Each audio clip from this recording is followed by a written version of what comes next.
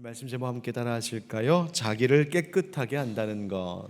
자기를 깨끗하게 한다는 것. 자, 오늘은 삼위일체 주일이라고 하는 날입니다. 부활절과 기쁨의 50일이 지나고 예수님께서 약속하신 대로 성령님 보내주신 그 성령 강림절을 지내고 난 다음 주일을, 바로 오늘을 삼위일체 주일이라고 부릅니다.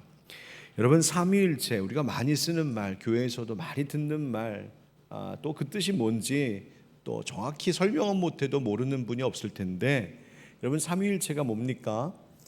조금 어려운 말 포함해서 한번 정리해보면 이렇습니다. 하나님은 성부, 성자, 성령으로 각기 구별된 세 위격으로 존재하시면서 이 위격들은 분리될 수 없는 하나님의 신적 본성, 본질, 실체로서 동일한 한 분 하나님이십니다 라고 하는 것이 바로 삼위일체의 교리입니다. 하나가 어떻게 셋이 되고 셋이 어떻게 하나가 될까 이해하기 어려운 우리 인간으로서는 이 삼위일체 교리라는 것이 사실 완전히 설명하기도 또 완전히 이해하기도 쉽지 않은 어려운 교리입니다. 그래서 옛날 어거스틴은 당시 사람들에게 이걸 어떻게라도 좀 설명해 주고 싶어서 이런 비유로 설명을 했는데요. 여러분, 나무를 보십시오. 나무에는요, 뿌리도 있고 줄기도 있고 가지도 있죠. 그런데 뿌리도 나무요, 줄기도 나무요, 가지도 나무이지 않습니까? 마치 본질은 나무로 동일한데 각각의 실제가 있는 것처럼 삼위일체란 그런 것입니다. 이제 그렇게 설명했습니다. 뭐 또 그렇게 들으면 알아들을 것 같고 그렇구나 싶은데, 그것도 사실은 완전한 설명이라고 말씀드리기는 어렵습니다. 그만큼 쉽지 않은 것이 삼위일체 교리입니다. 그러나 기독교에서 그토록 중요한 삼위일체 교리이지만 이 이야기를 성도님들에게 하면 여러분 중에는 많은 경우가 이런 생각하실지 모르겠습니다. 삼위일체요? 알죠. 그런데 그게 나와 무슨 상관이랍니까? 지금 사랑하는 내 가족이 큰 병을 앓고 모두가 낙심하고 모두 슬퍼하고 있는데 삼위일체가 나랑 무슨 상관입니까? 삼위일체 교리가 중요하다는 말은 많이 듣고 알고는 있지만 그게 당장 나 먹고 사는 문제 때문에 고심하고 있는 나, 일자리를 잃고 일거리가 없어서 하루하루 가족의 생계를 걱정해야만 하는 나에게 삼위일체 교리가 무슨 의미입니까? 우리 집에 있는 아들 방황하다 부모랑 대판 싸우고 집 나가서 돌아올 생각을 안 하고 있어. 지 엄마 아빠는 매일 밤마다 가슴을 태우면서 보내고 있는데 도대체 그런 우리 집에 삼위일체의 교리가 무슨 소용이 있습니까? 그렇죠. 당장 현실의 문제 앞에서 삼위일체 교리를 아무리 이렇다 저렇다 설명한다 한들 우리가 완전히 이해할 수 없을 뿐더러 더하여 현실적인 문제나 내 신앙생활에 직접적으로 연관지어 생각하기란 좀처럼 쉽지 않은, 잘 와닿지 않는 이야기가 삼위일체 교리입니다. 자, 그런데 여러분 가만히 생각해 보십시오. 우리의 영혼이 치료를 얻고 위로를 얻고 다시 살아나 하나님의 복된 자녀로 사는 것, 그것 하나님 우리에게 원하신 것일 텐데, 그렇게 우리를 회복시키시고 우리를 구원하시고 우리를 주님 안에서 평화롭게 살게 하시는 것에 필요한 것이 아니라면 하나님께서 무엇하러 교회에 삼위일체라는 말을 굳이 쓰게 하셨을까요? 성부, 성자, 성령 하나님께서는 한 분이십니다라고 하는 이 말이 성도를 회복시켜 세우고 교회를 든든히 세우고 예수 믿는 가정을 화평하게 인도하는 소망의 메시지, 능력의 메시지가 아니라면 하나님 뭐하러 그 긴 교회 역사 속에 수없이 많은 신학자들을 동원하여 이 어려운 교리를 정립시키고 치열하게 논박하며 이 교리의 순수함과 올바름을 지키게 하시고 심지어 절기까지 지키게 하셨을까요? 필요 없는 것이라면. 반대로 이 교리가 그렇게 중요하지 않다면 왜 사탄은 온갖 종류의 이단 사이비들을 동원하여 사람들을 미혹할 때 무엇보다도 이 잘못된 삼위일체 교리를 그들이 쓰는 미혹의 도구로 삼게 하고 있는 것일까요? 이것이 어렵지만 이 삼위일체 교리가 쉽지는 않지만 중요하다는 것을 사탄도 알기 때문 아닐까요? 이 교리는 우리 신앙의 근본을 지킬 수도 있고 우리를 흔들어 놓을 수도 있는 것임을 사탄도 알기에 사단은 교회에 있는 수많은 교리들 가운데 이 삼위일체 교리를 가지고 그것을 왜곡시키고 거짓되게 가르쳐 교회와 성도들을 흔들어 놓고 있습니다. 여러분, 삼위일체를 생각하고 설명하려고 할 때 어떻게 셋이 하나가 되고 하나가 셋입니까? 그것이 도대체 어떤 관계, 어떤 상태로 있는 것입니까? 이것을 이해하려고 하는 것에만 초점을 두고 생각하면 삼위일체 교리는 늘 정말 어려운 이야기입니다. 내 현실과 무관한 이야기 됩니다. 대신 뭘 생각하셔야 되냐면 하나님이 왜 삼위일체 하나님이심을 우리에게 알게 하셨을까입니다. 왜입니다. 왜 하나님은 예수님의 말씀을 통하여 성경을 통하여 교회의 교리를 통하여 성부, 성자, 성령 이 세 위격의 하나님이 한 분이시라는 것을 그토록 강조하게 하셨을까요? 왜 하나님은 교회로 하여금 이 교리를 그렇게 치열하게 세워오게 하셨을까요?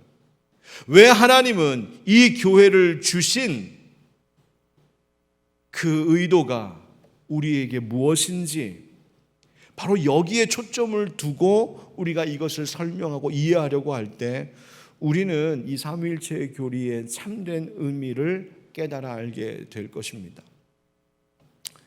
여러분, 성경에는요 삼위일체 교리의 근거가 되는 본문들이 여러 나오거든요. 그 중에 하나가 요한복음 17장에 나오는 제자들을 위하여서 예수님께서 드리신 기도문입니다. 예수님께서 십자가 지시기 전에 사랑하는 제자들을 위해 간절히 기도하시는데 그 기도의 내용이 이렇습니다. 요한복음 17장 11절 나는 세상에 더 있지 아니하오나 그들은 세상에 있사옵고 나는 아버지께로 가옵나니 거룩하신 아버지여 내게 주신 아버지의 이름으로 그들을 보전하사 우리와 같이 그들도 하나가 되게 하옵소서. 아멘. 예수님께서 지금 기도하시기를 우리와 같이라고 하시는데 여러분 여기서 우리가 누구일까? 바로 성부, 성자, 성령 하나님이십니다. 예수님께서 하나님 앞에 기도하시는 거예요. 하나님 아버지, 아버지와 저와 또 성령과 우리가 셋이 하나이신 것처럼 예수를 믿는 사람들도 그 하나님 안에서 하나 되게 하여 주시옵소서. 왜 그렇게 해달라고 기도하셨을까요? 이유가 뭡니까? 그렇게 하나됨이 우리를 보전하시는 하나님의 방편이라는 것입니다. 그렇게 우리가 하나 되어서 하나님 안에 거할 때에 우리는 하나님 안에서 안전하게 된다는 말입니다. 이어 하나님 또 예수님 이렇게 기도하시는데요. 요한복음 17장에 19절 또 그들을 위하여 내가 나를 거룩하게 하오니. 아니 예수님 이미 거룩하신데 뭘 또 거룩하게 되시나? 바로 예수님 십자가 지시는 사건을 두고 하는 말씀이십니다. 내가 이제 십자가 지고 죽습니다. 왜? 이는 그들도 진리로 거룩함을 얻게 하려 함이니이다. 저들도 예수 그리스도의 피로 씻음 받고 구원 얻게 하시려고 예수님 지금 십자가 길 가신다는 겁니다. 그러면서 기도하는 것이 20절에 내가 비옵는 것은 이 사람들만 위함이 아니요 또 그들의 말로 말미암아 나를 믿는 사람들도 위함이니 아버지여 아버지께서 내 안에 내가 아버지 안에 있는 것 같이 그들도 다 하나가 되어 우리 안에 있게 하사 세상으로 아버지께서 나를 보내신 것을 믿게 하옵소서. 아멘. 예수님께서 십자가를 지신 것은 우리를 구원하시기 위함이요 이제 이어서 기도하는 것은 그 예수의 피로 구원받은 자들이 하나님 안에서 모두가 하나 되어 마치 성부, 성자, 성령 하나님께서 하나이신 것처럼 저들이 그 하나님 안에서 하나됨으로 인하여 그들을 볼 때마다 세상 사람들이 하나님은 저렇게 한 분이시구나, 하나님은 저렇게 사랑의 하나님이시구나, 저렇게 하나님은 정말 우리를 구원하시는 하나님이시구나 라는 것을 알 수 있게 믿게 하려고 하신다는 것입니다. 여러분 보십시오. 잊지 말아야 될 것이 있습니다. 예수님께서 피 흘려 죽으시고 부활하신 것은 나를 구원하시고 내가 천국 들어가게 하시기 위한 목적 있지만 그것만이 아닙니다. 예수님 십자가에 달려 돌아가신 그 이유는 바로 그래서 예수를 믿음으로 하나님의 자녀된 자들이 성부, 성자, 성령 하나님께서 온전히 하나이신 것처럼 우리가 또한 그 사랑 안에 거하며 하나됨으로 말미암아 우리를 보는 자마다 예수 그리스도를 믿게 하시려는 구원의 도구로 삼기 위해서입니다. 나를 통하여 우리를 볼 때마다, 우리의 하나된 모습을 볼 때마다 예수 모르던 사람들까지도 보면서 저 예수 믿는 사람들 모습 보니까 하나님 저런 분이시구나. 하나님은 저렇게 사랑하는 분이시구나. 하나님은 저렇게 용서하고 화목하게 하시는 분이시구나. 저렇게 한마음 한뜻 이룬 모습이 하나님이시구나. 바로 그것을 우리를 통하여 알게 하시려 하신다는 겁니다. 여러분 어떠십니까? 나를 누군가 볼 때, 누군가 우리 교회를 볼 때, 누군가 예수 믿는 우리 가족 볼 때, 그렇구나. 하나님 이런 분이시구나. 알게 하는 모습으로 우리 살아가고 있습니까? 아니면 반대로 내가 저러니까 예수 믿는 사람들 싫어해. 저러니까 내가 예수 안 믿는 거야. 내가 저러니까 교회 안 다니는 거야. 혹시 그런 마음을 불러일으키는 우리들의 모습은 없습니까? 주 안에서 하나 된 성도 여러분, 삼위 하나님께서 온전히 하나이신 것처럼 우리가 하나님 안에 있길 원하고, 그래서 하나님을 더욱더 닮길 원하신다는 사실을 잊지 마시기 바랍니다. 찬양 중에, 우리가 좋아하는 찬양 중에 주 안에서 내 영혼 안전합니다, 이런 고백이 있습니다. 주 안에서만이 내 영혼이 안전하다. 여러분, 내 영혼이 안전함을 누릴 수 있도록 주 안에 거한다는 것이 뭔지 아십니까? 그것이 먼저는 예수 그리스도를 온전히 나의 구주로 믿고 영접하는 것이요, 또 하나는 그 은혜로 인하여서 우리가 날마다 주님을 닮아가는 것입니다. 예수 믿는 믿음과 함께 주님을 더욱더 닮아감으로 우리의 모습을 통하여 하나님의 그 사랑과 그 은혜가 세상 가운데 전해지는 것, 바로 그것입니다. 그래서 먼저 오늘 이 시간 여러분 가운데 예수님이 내 구주이십니다, 내 삶과 내 가정과 우리 교회의 주인이십니다, 다시 한번 진정으로 고백하게 되는 은혜가 이 예배 가운데 있기를 주의 이름으로 축복합니다. 더하여 그러니 주님, 우리가 날마다 주님의 형상, 주님의 성품 닮아가고 싶습니다. 성령님, 날 도와주시옵소서. 기도하고 결단하는 이 예배가 되기를 간절히 바랍니다. 자, 그렇구나. 나를 구원하신 것은 바로 성부, 성자, 성령 하나님께서 한 분이신 것처럼 우리가 하나 되어 그분과 온전히 하나로 거할 때에, 즉 우리가 그분을 더욱더 닮아가게 될 때에 나를 통하여 이 세상을 또한 구원 얻게 하시려고 하시는 것이구나. 하나님의 목적이 거기에 있다는 거예요. 그러면 여기서 한 걸음 더 들어가 보십시다. 주님을 닮아간다는 것은 도대체 뭘 말하는 것일까요? 오늘 본문 요한일서 3장에는 어떤 주님의 모습을 닮아가라고 우리에게 이야기하고 있습니까? 오늘 본문은 주님 안에 우리가 있다는 것, 내가 주님을 닮아간다는 것의 열매 중 하나가 바로 깨끗함, 성결함이라고 되어 있습니다. 본문 1절에서 사도 요한은 외치듯이 이렇게 말하고 있는데요, 하나님 아버지께서 우리에게 얼마나 크신 사랑을 베푸셨는지를 보라 말합니다. 하나님이 얼마나 사랑하셨는지, 그 하나님께서 우리를 사랑하신 것의 증거가 여기 있답니다. 그 증거가 뭡니까? 바로 우리로 하여금 하나님의 자녀라 일컬음 받게 하셨답니다. 세상에 수많은 이름들이 있는데 그 어떤 이름도 아닌 하나님의 자녀라고 하는 이름을 주셨답니다. 세상의 어떤 신분과도 어떤 권세와도 바꿀 수 없는 하나님 자녀의 신분, 하나님 자녀된 권세 주신 것, 그것이 하나님께서 우리를 그토록 사랑하심의 증거랍니다. 여러분, 여기서 하나님의 자녀라고 하는 말을 주목해 볼 필요가 있어요. 신약 성경을 보면 이 자녀 혹은 아들이라고 하는 말로 번역된 대표적으로 두 단어가 있습니다. 휘오스라고 하는 단어가 있습니다. 이 휘오스라고 하는 단어는요, 어떤 의미를 좀 내포하고 있냐면, 이 사람이 법적으로 합법적인 내 아들입니다라는 것을 설명할 때 쓰는 단어입니다. 예를 들어서 누군가를 내가 입양했어요. 양자로 삼았습니다. 그러면 그가 내 법적으로 이 사람은 정당한 자녀의 권세, 자녀의 특권이 있습니다. 권리가 있습니다. 그런 걸 설명할 때 휘오스라고 하는 아들, 자녀라고 말을 씁니다. 그런데 또 하나가 있습니다. 테크나라고 하는 단어인데요. 이 테크나라고 하는 단어는 어떤 의미로 쓰일 때 사용하냐면 그가 이 사람의 혈육입니다라고 하는 거예요. 피를 물려받았습니다.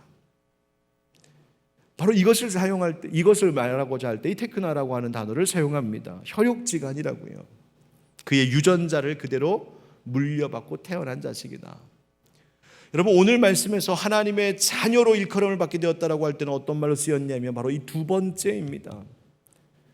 하나님 아버지로부터 네가 물려받았다는 거예요. 하나님으로부터 하나님을 닮도록 영적 DNA를 물려받았다는 거예요. 여러분, 자녀들이요 점점 자라면 자랄수록 더 엄마 아빠 부모 닮아가는 것 아시지요? 나이 들어서 거울을 딱 보면 깜짝깜짝 놀라죠. 돌아가신 제 아버지 어머니 모습을 보면서 사람들이 놀랍니다. 아, 맞다, 내 모습에 우리 아버지 모습이 있네, 내 얼굴에 우리 엄마 얼굴이 있네. 여러분, 자녀들은 부모를 닮아갑니다. 바로 이것을 이야기하려는 거예요. 여러분, 대한민국 사람이라면 아마 모를 사람이 없을 동시 하나 있습니다. 송아지, 송아지, 얼룩송아지. 엄마소도 얼룩소. 누구 닮았네? 예, 이게 옆집 아줌마 닮으면 큰일 나는 거죠. 엄마 닮았네. 이연도 있다는 거 아십니까? 송아지, 송아지, 얼룩송아지, 두 귀가 얼룩귀, 귀가 닮았네. 대충 닮은 게 아니라 귀까지 닮았답니다. 귀까지 닮았대요. 여러분, 이 시에 노래가 붙여진 것이 바로 우리가 아는 송아지 송아지 그 노래인데, 이 노래는 많이 아는데 이 시를 누가 지었는지는 잘 모르시더라고요. 이 시는 바로 그 유명한 박목월 시인이 지은 시입니다. 박목월이 지은 동시예요. 여러분, 저는 가끔 이 생각해 봤습니다. 박목월 시인이 기독교인 그리스도인이었거든요. 혹시 은연중에 이런 생각 담지 않았을까, 그랬었으면 참 좋겠다 하는 게 뭐냐면, 그도 이 얼룩 송아지가 엄마 소 닮은 것처럼 우리도 하나님의 자녀이니 하나님 닮아가야 될 텐데, 혹시 그 마음 은연중에 담은 것은 아닐까 혼자 상상해 봤습니다. 여러분, 우리가 바로 하나님의 자녀라고 하는 것은 하나님을 닮아가야 된다는 이야기예요. 그러면 주님의 무엇을 닮아가야 된다고 오늘 성경에 말하고 있을까? 2절 3절 우리 한 번 더 같이 읽어보시겠습니까? 2절 3절 시작. 사랑하는 자들아, 우리가 지금은 하나님의 자녀라. 장래에 어떻게 될지는 아직 나타나지 아니하였으나 그가 나타나시면 우리가 그와 같을 줄을 아는 것은 그의 참모습 그대로 볼 것이기 때문이니 주를 향하여 이 소망을 가진 자마다 그의 깨끗하심과 같이 자기를 깨끗하게 하느니라. 아멘. 주님의 무엇을 닮으라고 하십니까? 깨끗하심. 주님이 깨끗하신 것처럼, 주님이 성결하신 것처럼, 주님께서 죄가 없으신 것처럼 자기를 깨끗하게 하는 사람들이라고 말합니다. 하나님의 자녀들은. 즉 주님의 깨끗하심을 담도록 살아가는 사람이에요. 하나님께서 내가 거룩하니 너희도 거룩할지어다 말씀하신 것처럼 하나님의 성결하심, 거룩하심, 깨끗하심 닮으라 합니다. 자, 그런데 오늘 이 말씀을 여러분 가만히 보십시오. 우리가 깨끗해야 하나님의 자녀가 된다라고 되어 있지 않습니다. 다시 말하면 우리가 깨끗해야 주님 안에 들어가 주님 안에 거할 수 있다 말하지 않습니다. 내가 성결할 때에, 이 성결하다라고 하는 자격이 있을 때에 그리스도인이 되는 것이라고 말씀하시지 않습니다. 내가 깨끗해야, 내가 무결해야 하나님의 자녀로 일컬음 받는다, 그렇게 말씀하시는 것이 아닙니다. 종종 이렇게 생각하시는 분들이 있는 걸 봐요. 심지어 예수 안 믿는 분들만이 아니라 예수 믿는 분들 중에도, 신앙생활 꽤 하셨다고 하는 분들 중에도, 우리 교회 성도들 중에도 종종 이렇게 말씀하시는 분 계세요. 목사님, 제가 부끄러워서요. 제가 죄가 많아요. 흠이 많아요. 제가 모르는 게 많아요. 뭐 여기까지는 좋습니다. 저도 마찬가지예요. 그런데 그 다음이 문제입니다. 그래서요, 하나님 날 사랑하실지 모르겠어요. 날 받아주실지 모르겠어요. 내가 구원받았는지 모르겠어요. 심지어 교회 안 다니시는 분들한테 교회 나오라고 하면 제가 죄가 많아서 못 가요. 좀 제가 괜찮아지면 나갈게요.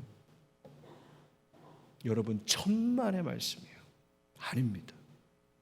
여러분, 우리가 하나님의 자녀가 된 것은 우리에게 아무런 흠과 결이 없어서가 아닙니다. 죄가 없이 깨끗해서 하나님처럼 온전히 성결해서 하나님께서 시험 보신 성결 테스트를 완벽하게 통과해서 내가 하나님의 아들, 딸이 된 것이 아니란 말입니다. 여러분, 그럴 수는 없습니다. 우리가 아무리 노력해도, 우리가 아무리 어떤 행위와 공로를 쌓아도 결단코 완전한 성결을 이루지 못합니다. 절대로 오해하지 마십시오. 착각하지 마십시오. 우리가 그렇게 괜찮은 존재들이 아닙니다. 우리의 성결함, 그것이 그리스도인이 되는 조건, 하나님의 자녀 되는 조건이 아니랍니다. 오직 우리가 그리스도인 하나님의 자녀라고 일컬음을 받을 수 있게 된 유일한 조건은 그가 보내신 예수 그리스도를 믿는 믿음 때문입니다. 예수로 나의 구주 삼고 오직 예수님을 믿습니다. 내가 이렇게 흠이 많고, 내가 이렇게 어리석고, 내가 이렇게 죄가 많은 자이지만 나는 예수를 믿습니다. 그 믿음으로 하나님의 자녀가 되는 것이요, 그 믿음으로 주님 안에 거하는 것입니다.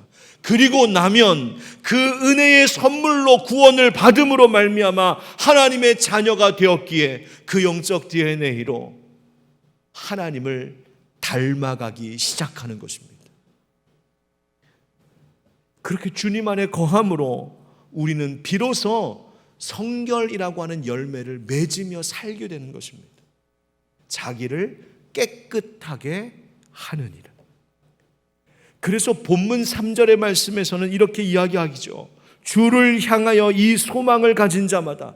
여러분, 이게 무슨 말입니까? 이 소망이라는 게 뭘까요? 2절에 보면 주께서 다시 오시면, 주님 재림하시면 그분의 참모습 그대로 볼 것, 바로 그것을 기대하며 그 소망을 둔 사람이라면 자기를 깨끗하게 하며 산다, 이렇게 되어 있는 겁니다. 예수 믿으니 예수 안에 거하며 사는 사람은 주님 배웁게 될 그 날을 손꼽아 기다리며 거기에 소망 두고 사는 거죠. 천국 소망, 주님 다시 만날 것을 소망으로 두고 사는 그 삶을 살아가다 보면 자기를 깨끗하게 하는 삶이 된다. 주님, 깨끗하신 주님을 닮게 된다 말하는 겁니다. 여러분, 우리 스스로 소망이 있어서, 우리가 꽤 괜찮아서 우리 스스로 성결함을 이룰 수 있는 것이 아니에요. 성삼위 일체 한 분이신 하나님, 그분 안에 우리도 하나가 되어서 그분 안에 거하고 그분을 사랑하고 그분을 의지하고 그분을 떠나지 않을 때에 비로소 내 영혼은 안전합니다. 깨끗한 삶을 살기를 원합니다. 그렇게 고백하게 되는 거예요. 그래서 마귀는 바로 이 주를 향한 이 소망을 빼앗아 가려고 합니다. 주님 만날 소망, 내가 이제 주님 만나야 되는데 하는 소망, 내가 천국 가서 주님 꼭 배우고 싶은데 하는 그 소망, 그 소망은 온데간데 다 없어지고 그저 세상 것에 소망이 있을 것처럼 사탄은 우리를 미혹합니다. 주님을 향한 소망을 저버리게 합니다. 야, 예수 믿어 무슨 소용이 있냐? 예수 믿어서 변한 게 뭐가 있냐? 잘된 게 뭐가 있냐? 이렇게 믿음 생활한다고 해도 너 달라지는 거 하나 없는데 소용없네. 그 마음 불러일으킵니다. 그리고 난 다시 세상으로 돌아갈랍니다. 주님을 향하였던 소망을 꺾어버리고 다시 세상에 소망이 있는 것처럼 나를 변질시키는 것, 그것이 사탄이 우리를 공격하는 전략입니다. 그것은 망하는 길입니다. 7절에도 언급하죠. 자녀들아, 아무도 너희를 미혹하지 못하게 하라 하고 말입니다. 주님께 소망 두고 사는 것이 아니라 세상에 소망 두고 살면 그 결과는 깨끗한 삶, 성결한 삶이 아니라 도리어 범죄와 불법의 열매를 맺을 뿐이라고. 그래서 4절 말씀에 죄를 짓는 자마다 불법을 행하나니 죄는 불법이라 하신 겁니다. 여러분, 이것이 무서운 이유가 뭔지 아십니까? 결국 그렇게 살아가는 삶의 모습, 그 열매로 인하여 내가 누구에게 속하였었는지가 드러난다는 겁니다. 그래서 9절 말씀에 하나님께로부터 난 자마다 죄를 짓지 아니하나니 이는 하나님의 씨가 그의 속에 거함이요 그도 범죄하지 못하는 것은 하나님께로부터 났습니다. 아멘. 내가 살면서 내 삶이 어떤 모습을 보이며 어떤 열매를 보이며 사는가를 보면 내가 어디에 속했는지 안다는 거예요. 여러분, 그래서 무엇보다 중요한 것이 뭔지 아십니까? 주님을 결코 떠나지 않는 것입니다. 내가 때로는 실수하고 넘어지고 실패해도, 그래서 나 스스로 볼 때 나 진짜 깨끗하지 못한 것 같아, 나 또 이렇게 더럽혀졌네, 나 하나님 앞에 서기 너무 부끄러워, 그런 일이 있다고 할지라도 그래서 하나님 나 면목 없으니 떠나겠습니다, 그럴 것이 아니라 그럼에도 불구하고 여전히 계속해서 주님께 붙어 있어야, 내가 여전히 더러워지고 추하고 어리석고 실수하고 넘어지고 실패했다 할지라도 여전히 주님 손 꼭 붙잡고 주님 안에 여전히 있어야 우리는 다시 자기를 깨끗하게 하며 살 수 있는 힘을 얻게 된다는 것입니다. 주님 떠나지 말아야 합니다. 주님 놓치지 말아야 합니다. 여러분, 앞서 박목월 시인을 잠깐 말씀드렸었는데요, 그분의 큰아드님이신 박동규라는 교수님 계십니다. 서울대 명예교수님. 그분의 어릴 적 이야기를 그래서 봤습니다. 6.25 한국전쟁이 터졌을 때 이 박동규 교수님이 초등학교 6학년쯤 된 시절이었답니다. 전쟁이 터지니까 아버지 되시는 박목월 선생님은 사정상 먼저 한강을 넘어 이남으로 이제 피난을 오시고, 어머니가 자기랑 5살짜리 여동생하고 젖동생, 젖도 안 뗀 동생, 남동생을 데리고는 어머니가 이제 피난을 따로 뒤늦게 내려가게 되었답니다. 여러분, 그 행색과 그 형편이 뭐 눈에 뻔하지 않습니까?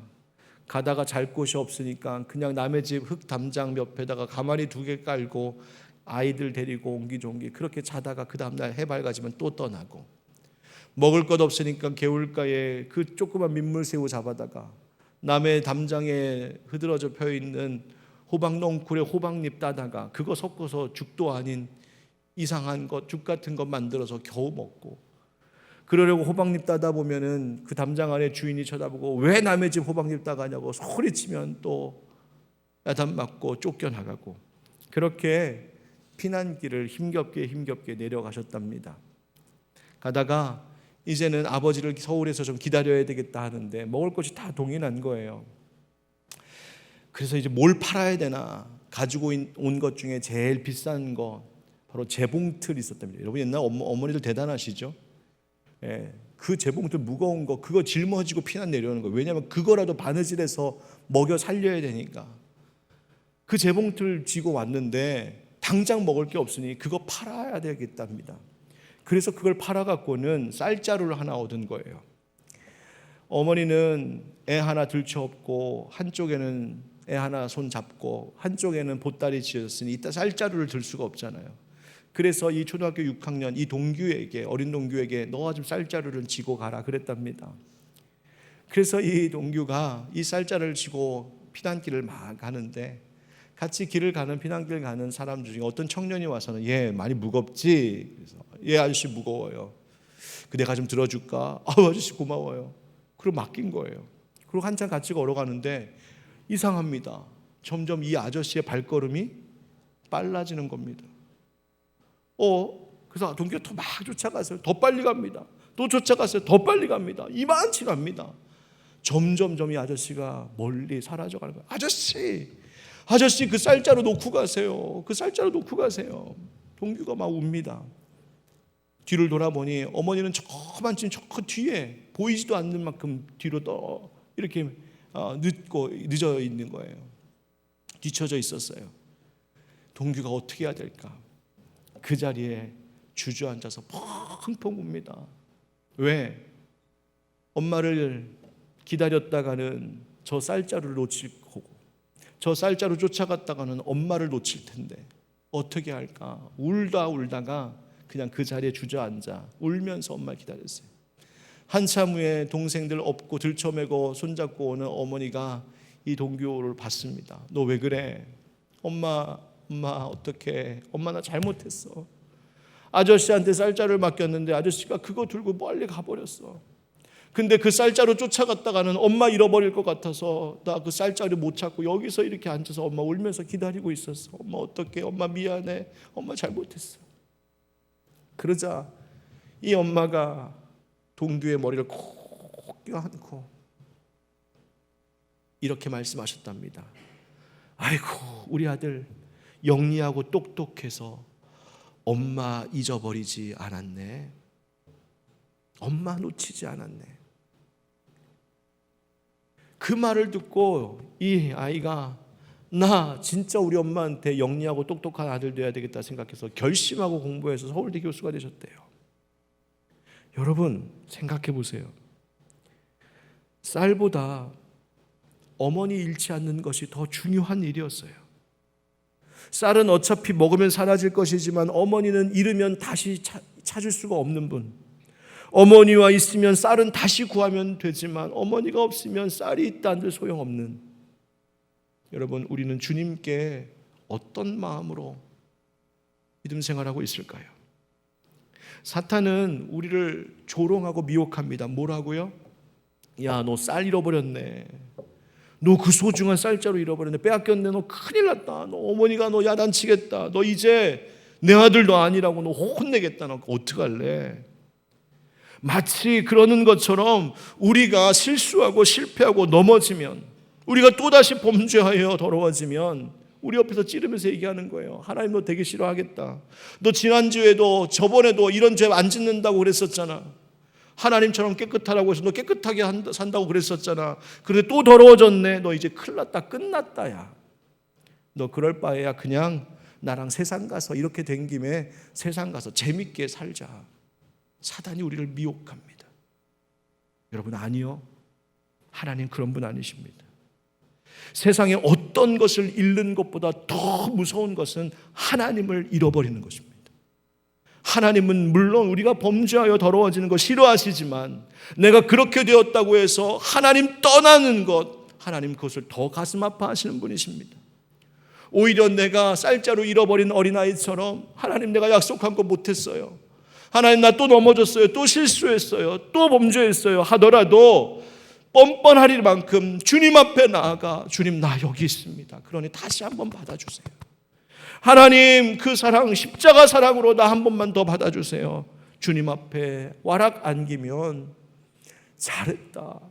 너 영리하고 똑똑하구나. 하나님 잃지 않았네. 하나님 손 놓지 않았네. 하나님이 기뻐하시고 다시 회복시켜 주시는 거예요. 여러분 그 사랑을 받으면 어떻게 될까요?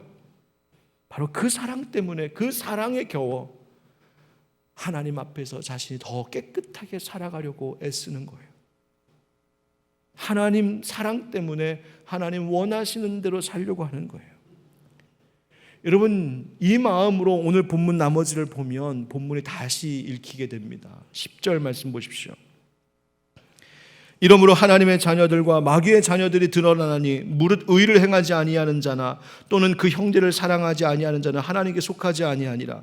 즉 하나님께 속하지 않는 자는 의를 행하지 않는다. 이 말은 하나님의 명령을 따르지 않는 거예요. 형제도 사랑할 줄 모른다. 그러니 11절에 우리는 서로 사랑할지니 이는 너희가 처음부터 들은 소식이라. 가인같이 하지 말라. 그는 악한 자에게 속하여 그 아우를 죽였으니 어떤 이유로 죽였느냐. 자기의 행위는 악하고 그 아우의 행위는 의로움이라. 여러분 하나님께서 나에게 부어주시는 추하고 더럽고 연약한 이 죄인일지라도 받아주시는 하나님, 마치 집 나간 탕자가 그 더러워진 모습으로 아버지 앞에 달려왔을 때에 아버지가 와락 안고 아들의 신분을 회복시켜 준 것과 같이 그렇게 다시 하나님 안에 거하는 자, 여러분 바로 그런 사랑을 경험하게 되면 하나님 사랑해라, 형제 사랑해라 이 말이 더 이상 의무 때문에 하는 것이 아니라 감사 때문에 하게 되는 것이죠. 하나님 안에 있으면.